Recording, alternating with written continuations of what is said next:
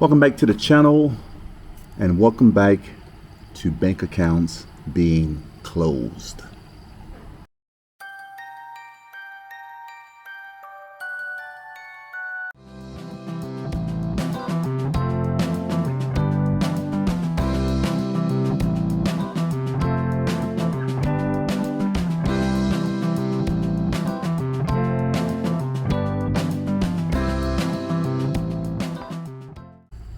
All right, welcome back to the program, everybody. Today I want to talk to you about something that's happening here in Thailand that's very serious, and it's affecting a lot of foreigners, especially retirees, but also your digital nomads. So Bangkok Bank has been either suspending or closing bank accounts. So what's happening here? Let's take a look. So what's happening? Well, over the last 12 or 18 months, expat groups on Facebook, as well as some of the other groups like ThaiVisa.com, I believe it's one of them, they've been reporting that hundreds of bank accounts are either been suspended or closed by Bangkok Bank. And then there was a survey in mid 2025 this year that said in 1 in 10 expats that belong to Bangkok Bank have either had their account suspended or closed. So why is this happening? So the frustrating part is that a lot of these accounts are being suspended, frozen, if you want to call it that, or even closed with little or no warning. And for some accounts, once you have the proper documentation, then it's being reestablished. And I have a story about my wife that went through something similar just a couple weeks ago. And I had my own little run-in, I shouldn't call it a run-in, but situation with Bangkok Bank and wise transfer. And I'll talk about that as well at the end of this video. So what happens and why are these suspensions taking place? Well, a lot of this is not Bangkok Bank's fault. So what I mean by that? So let's go over some of the reasons why these accounts are being suspended or closed. Well, the first one is the anti-money laundering AML compliance. And what this does is the AML, they monitor any kind of transfers very closely. So banks must report or even freeze accounts that may seem suspicious. So this could be a large deposit that's not normal. It could be high value transfers from abroad that may seem suspicious, and even unusual activity for that particular account. So an example, say you go to purchase a new car and you want to bring over 20,000 USD or Australian dollars or wherever you're from, and normally you may transfer over, say, 2,000 a month. So that in itself may look suspicious. And then there's the incomplete documentation or outdated documentation. And so what I mean by that, so there are some foreigners that open up accounts long time ago, years ago, and they may have had minimal documentation. So Bangkok Bank may have asked for via email, or maybe called your phone that you don't have anymore, that number you don't have anymore, and they may ask for updated visas or passports, proof of residency.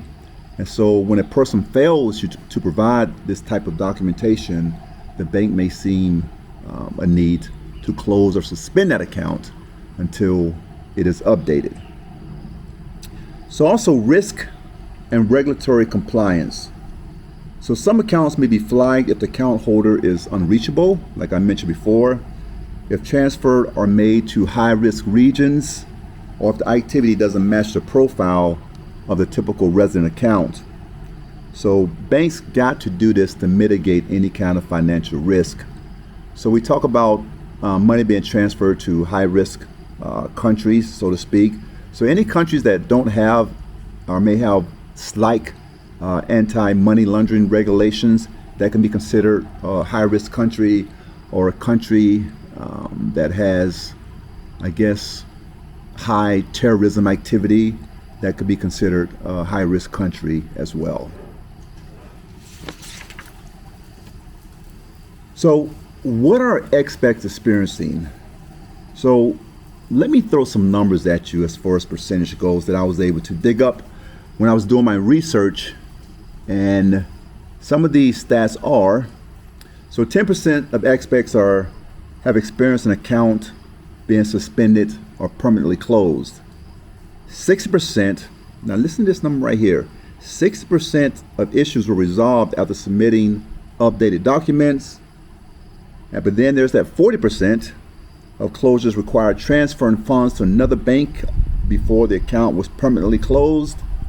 And most of these expats, most of these accounts that are affected are of retirees on non-O visas, digital nomads, as I mentioned at the beginning of this video, and those with foreign currency transfers. So it's not everybody that's going through this, but even some of the Thai citizens are going through some stuff, and I'll explain that in a few minutes as well. So there's a common thread there. Documentation compliance is the main thing here. So banks aren't per se targeting expats specifically. They're following Thai regulations strictly. And so they have a job to do, and then that's what they're doing. So how do you protect yourself? What can you do in order to protect yourself from your bank account being suspended or closed? Well, I think the number one thing is to keep your documentations current. So if you got a new passport, have you advised your bank that you have a new passport? I learned something that, when you get a new passport, you don't have the same passport number as your previous passport. And so you have to keep that in mind, that you have to update any of that information, your visa, your passport, your residency. That right there can help you avoid those kind of situations. Secondly, notify the bank, that there's going to be a large sum of money. If you're buying property or you're buying a car, like I mentioned earlier, notify the bank so that red flag doesn't go up. And you have to deal with that. But what happens if you do get your account permanently closed? What are some options? So up here is a list of other banks that you can look at as far as open an account there, and they may not be as strict as Bangkok Bank. So I think the bottom line is just make sure you communicate with your bank. Anything that happens as far as change your address, folks, just handle it right away. That can solve a lot of those problems there. Talked about at the end of this video, I was going to talk about a situation that Dana and I went through, and it was actually two separate situations. So when I got back from the United States, Dana told me that her account had been suspended. And that kind of threw me off. She didn't tell me while I was in the United States. She said she didn't want to, ruin my trip or have that on my mind while I was over there visiting my mom. But she said my account was suspended. She said her account was suspended, rather. But she said something after that. She said, but I could still use the debit card. So that told me that her account wasn't suspended. What had happened was that her ability to use the mobile pay, with the scanning the QR codes at different stores and stuff, or even order off a Lazada or paying for a trip, that ability to use that had been suspended. So we made arrangements to go up there to the bank, and I tell you, Dana was really concerned because she really thought that her account was about to be closed. But once we got there, and I praise Dorset branch of Bangkok Bank. They are amazing. They really are. So what the first question the lady asked us was, did someone did a Thai person set up your phone numbers for you? And I said, no. I said, once we got our retirement visas, I went to AIS at Central Festival, and I got the numbers for both of us. And she said, okay. She says, because the phone number is not matching the bank account, or no, the phone number is not matching the passport that was used to set up the account, or vice versa. But anyway, she said there is an easy fix for that. So we had to go to AIS, and we had to verify her phone number with the passport that she had used to open the account. So we went to AIS, and AIS says, we have gone through so many of these. And yes, so it's simple. They got her passport. She showed her phone number on the phone. They took a picture of her, and they say, now your picture is locked in with your passport and with your passport number. With your passport and your phone number. And so no one else will be able to use this again, or attempt to use it to try to open an account. So with that, she had a piece of paper probably the size of a receipt from a grocery store, and we took that back to Bangkok Bank in the Dorset branch. Now they said we can go to the one right there at the mall, but like I mentioned earlier, we love our branch there in Dorset. And once we got there, we showed them that paperwork. It was a matter of a couple minutes, and boom, she was back to using her mobile app again, and to make transfers and to make purchases using the QR codes. So that was a quick fix for that, and everything's back to normal. Now around that same time, it was around the 1st, 2nd, 3rd of September, I was trying to transfer money to my Bangkok Bank account, and I got the money. The Wise sent me an email. I used Wise Transfer to transfer money over, that the money had been returned, that the money had been returned to my bank. So I'm thinking there's a problem with Bangkok Bank, or maybe something was wrong. So I tried again a couple of days later to send money over, and it says the transfer has to match the name on the account of the bank holder, of the account holder. I'm like, what are they talking about? Now, I had been transferring money with a couple of pushing the buttons for almost 2 years now on a monthly basis, and never had a problem with Wise. And so I couldn't figure out for the world, and I finally went into my Bangkok Bank account, and there's a space there that has your profile and your account information, and it said bank name, Bangkok Bank, Bangkok Bank's email, account holder said Bangkok Bank. And I'm like, I wonder if that's it. But I wouldn't think that would matter, because my account number is right underneath that space too. But I said, I bet this is it. I bet this is the problem. So I went back to Bangkok Bank, and I said, can you show me the exact name that I have on this account? And it had my first name, my middle name, and my last name on the account. So I went and I put that in that space. I then attempted to transfer money, and it said sent, and it was in there within a couple of hours. It was at my Bangkok Bank. So it was a little nerve-wracking, because that had just happened to Dana, and I'm thinking to myself, okay, here we go. Now I'm having problems with this, but it was fixed, and those things happen. Now, what would happen if I got to the point where maybe I couldn't have a bank account over here? You know, something happened. If I was one of those that they closed their account, what would I do? Would I leave? The answer is probably no. And as crazy as it may sound, because being able to bank in a place that you live, especially in the United States, you would be in trouble if, you couldn't open a bank account. I know people do it, but it's really hard where you're running and you're getting money orders, from the bank to pay bills and stuff like that. So really what it boils down to mostly is convenience.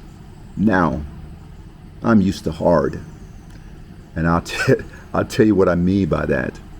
So when I got divorced back in 1997, I think they wrote an old country song about it titled "She Got the Gold Mine and I Got the Shaft." So if you're country, you know that song probably. But on a serious note, so I was settled with a lot of the debt, credit card debt, those kind of things.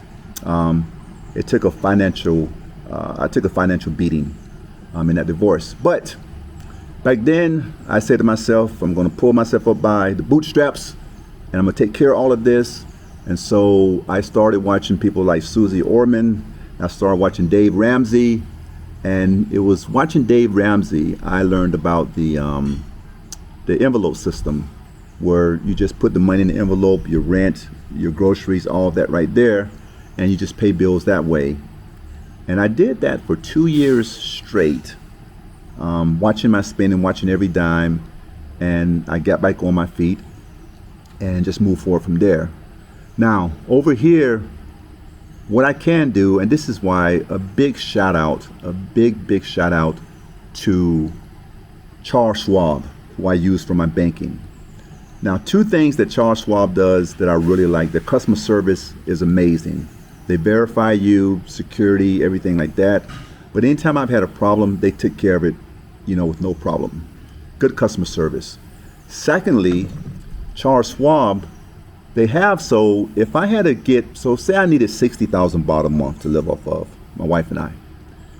And I could go with my Charles Schwab account and take that 60,000 baht out that I need,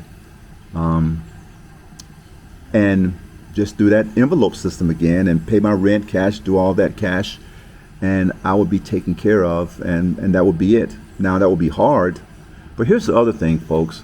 I love Thailand here, but if I had to leave here, there's other countries here in Southeast Asia I could see myself living in. So, I would just make a decision what I want to do. With that said, if any of you out there, if you've had problems that you had to fix your bank account, if you could share with us in the comments, because someone may be able to benefit from what you've been through. Probably my thing was minuscule compared to what a lot of people are going through as far as their bank account. And I know I don't take it lightly, because I know the inconvenience of it. I know it's hard to pay bills. I'm lucky that my landlord sends me a copy of my water bill, a picture of it, and I have his account number, and I transfer that amount, and in the notes there I put for August water bill or for August electricity bill, and I pay the rent the same way, just a money transfer. So in 5 minutes I pay my bills in the morning, in the morning of the first of the month. So it's easy that way. But yeah, let me know what you think about this. Have you been affected by it, and what are you doing about it?